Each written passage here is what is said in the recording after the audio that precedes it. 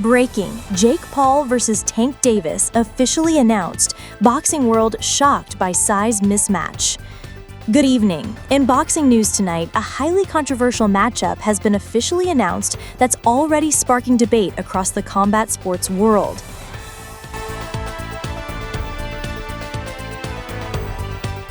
Jake Paul and Gervonta Tank Davis will square off on November 14th in Atlanta, Georgia, with the fight streaming exclusively on Netflix. However, this announcement has boxing analysts and fans raising serious questions about the bout's legitimacy and safety. The primary concern centers around a significant size disparity between the two fighters. Paul, standing considerably larger than Davis, has created what many are calling an unfair physical advantage that could pose serious risks to the smaller fighter. Adding to the uncertainty is the fight's official status. Industry experts are questioning whether this will be sanctioned as an official bout or classified as an exhibition, particularly given the weight difference between the competitors.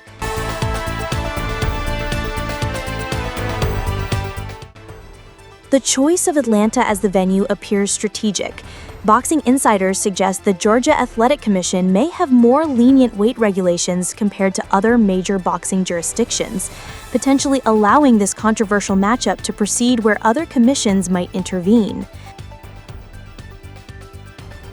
The announcement has overshadowed what many boxing purists consider a more legitimate contest, a highly anticipated rematch between Davis and Lamont Roach Jr. Critics argue that this spectacle detracts from more competitive matchups that fans actually want to see. Boxing commentators are urging Davis to reconsider, citing the significant physical disadvantage and potential safety risks involved in facing a much larger opponent. Analysts note that Jake Paul may need to revise his typical marketing approach for this fight. The usual David versus Goliath narrative doesn't apply when Paul himself holds the size advantage, requiring a different promotional strategy to generate audience interest. Perhaps most importantly, boxing commissions are being called upon to closely scrutinize this matchup. Industry experts warn that without proper oversight, the consequences could be severe, particularly given the physical mismatch. While the Paul Davis fight promises significant financial returns for both fighters and Netflix, its value as a legitimate athletic contest remains highly questionable. The boxing community will be watching closely to see how regulatory bodies respond to what many view as more spectacle than sport.